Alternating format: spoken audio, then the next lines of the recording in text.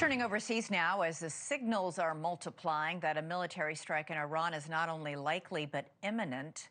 Just hours ago, the State Department designated the Islamic Republic a state sponsor of wrongful detention, citing Iran's practice of hostage-taking that goes all the way back to the early days of the 1979 revolution.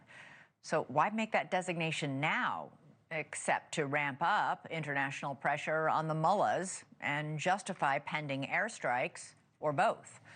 This as a massive armada of American warship and fighter jets positioned within striking distance continues to grow.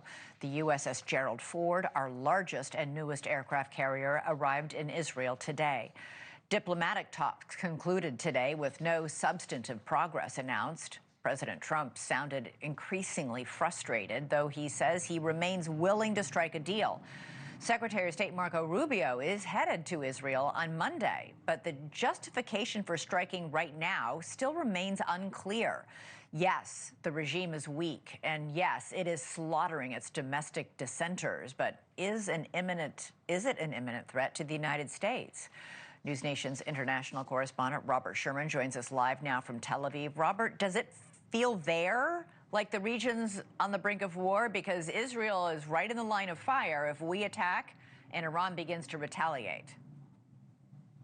Oh, without question, Elizabeth. I would say that people here in Israel are planning their next few days as if this is going to happen and as if their reality for the next few days could be in and out of bomb shelters. That is how palpable this feels on the ground here. And to give you an indication of that, listen to the guidance that came from the U.S. Embassy in Jerusalem, in which they told non-emergency staff members they're free to leave for their own safety. And if they are going to go immediately. Here's part of it right here. Quote, persons may wish to consider leaving Israel while commercial flights are available. I want to be clear. We have not gotten security alerts like that from the U.S. Embassy in Jerusalem since the 12 days war last year between Israel and Iran.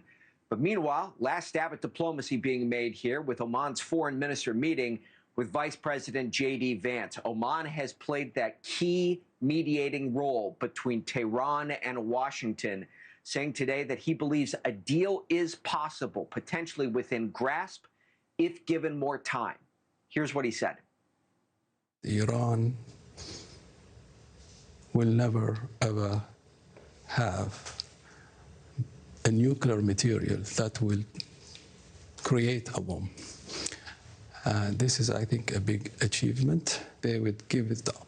There is agreement now that this will be downblended to the lowest level possible, to a neutral level, a natural level, which means and converted into fuel, and that fuel will be irreversible. More talks are expected to take place next week, with Secretary of State Marco Rubio due in Israel Monday. Elizabeth. All right, Robert Sherman, right in the middle of it all, live from Tel Aviv, Israel. Robert, thank you. Thank you for watching. Subscribe below and download our NewsNation app right now on your phone, and you will get fact-based, unbiased news for all Americans.